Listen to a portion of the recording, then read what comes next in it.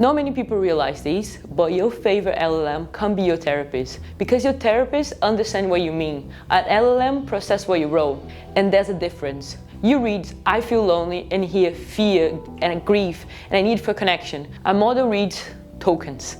Words to a model are useless until you convert them. And that conversion is what today's video is about.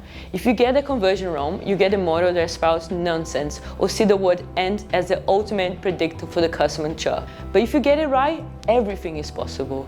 But how do you actually do this? How do you take 100 film synopses and turn them into numbers that capture meaning?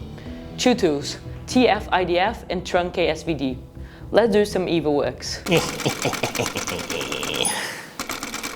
The simplest way to represent text is a bag of words. Count how many times each word appears in a document and put those counts in a vector. Take the plot summary of Cycle for 1960s as an example, and it looks like this. The problem is immediately, the word "the" scores highest, so does "and" and "to." Those words carry zero information about what the movie is about. They're just grammatically glue. The standard fix is to remove the stop words, a handcrafted list of the common words to ignore. And that helps, but it doesn't solve the deeper problem. Frequency still doesn't mean importance. Take the word young, for example. It might show up 120 times across a bunch of the movie scripts, but it doesn't mean that the word is the center of the story or change anything about the plot. What we actually want is how much does the word show up here and how rare is these words across all documents. A word that's frequent in one document but rare everywhere else is a strong specific signal, and that's the TF-IDF. What TF is the term frequency, how often is the word appears on these documents, and the IDF is the inverted document frequency as a proportion of the general document. Now let's build this step by step. First question, how much a word shows up here? At first glance, you might just count how many times it appears, but that immediately creates a problem. Longer documents will always have a higher count, but it doesn't mean that the document is more about that word. So instead, we scale the count by the total numbers of words in that document. The term frequency, the frequency of the term T in the document D divided by the sum of frequency for all terms T. Normalizing turns counts into proportion. Now we are comparing usage and not length. So instead of asking how many times does this word appears, we are asking how much of this document is this word. In Cycle movie, the 108 synopsis has Mario's counts of 3 and California counts of 1. So Mario is more the center within this document, but is still local. Now let's zoom down. The second question is, how rare is this word across all documents? The inverted document frequency is the log of n, the total documents, divided by the number of the documents that contain this term. This is measuring, does this word show up everywhere or is specific? But here's the problem. Before the log, this formula is like a completely broken volume knob. Rare words are blasting at maximum volume. Slightly less rare words are way quieter. Common words get turned down and rare words get turned up, but nothing blows out your speakers. So now we can separate the most common words with the lowest value and the rare words with the highest value. Now combine both ideas, and that's the TF-IDF, is the TF multiplied by the IDF. And the score is, and these create a filter. A word can only score high if it's frequent here and rare globally. Take Mario versus California. California appears in more movies overall, so the IDF is lower. Mario appears in few movies, so the IDF is higher. But that's only half of the story. If Mario shows up a lot in the synopsis, we'll still get a decent score. If California barely appears, the score will drop. We are close, but one less issue. Now we have a number for every word in every movie. We assemble everything.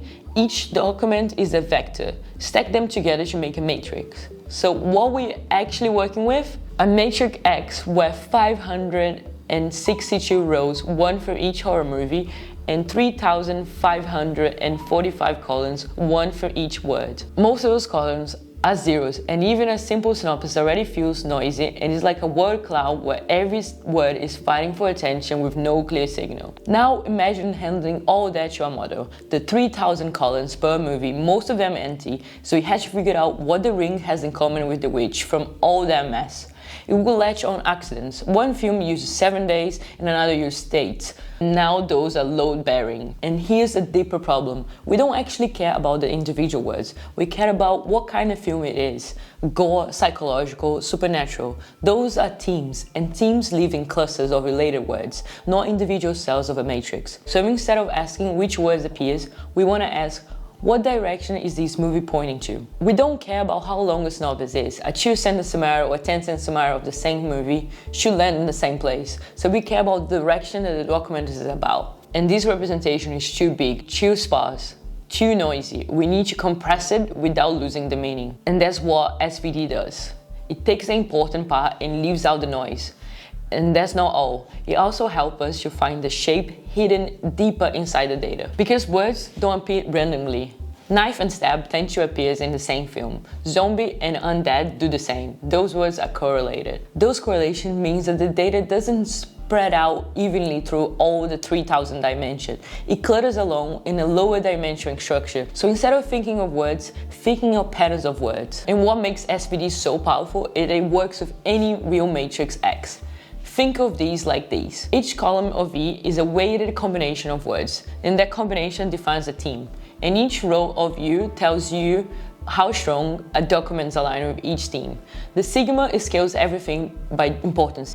For instance, imagine the first direction, the V1, has 70% weighted on blood, 20% on gore, and 10% on slash. These directions represent the slasher movie theme. Movies that score highly on their corresponding coordinates will cluster together, reflecting their shared underlying patterns of word use. And here's the key insight: not all components matter equally. The signal value of sigma are not random. They're ordered, biggest ones on top and tiny ones at the bottom, and their ordering is telling us something. How much a real structure lives inside each direction.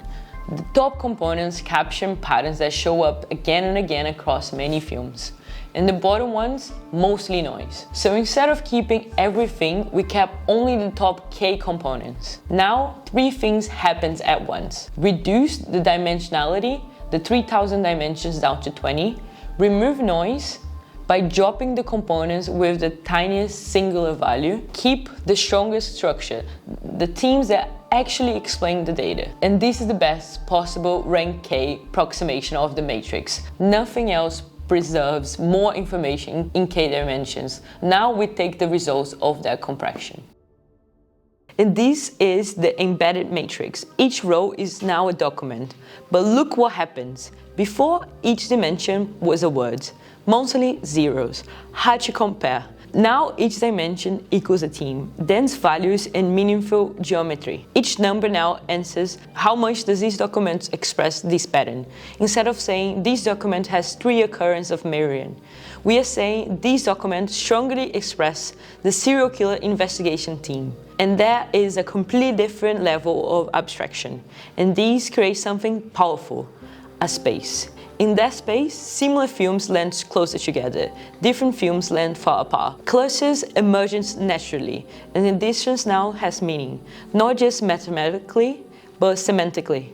And this is a representation where geometry equals meaning. TF-IDF and the Truncated SVD, under the name Latent Semantic Analysis, were powering real systems long before modern deep learning. Because the idea is simple. The decomposition doesn't care what the matrix means. It just finds the structure. In our case, the structure came from horror movie synopses. In the real world, it might be customer support tickets, cluster complaints into hidden issue types, legal documents that map contracts into team spaces and flag anomalies, job posting extracting skill dimensions and matching candidates by proximity. And the pipeline is always the same: raw text to TF-IDF, to SVD, to embedding, to model. And the important part is understanding why each step exists. Why do we normalize it? Why do we take logs? Why do we truncate? Because when something breaks, when the distribution is shifted, when the recommendation looks wrong, when the performance drops, the person who built the black box is stuck. But the person who understands the pipeline has something to start with.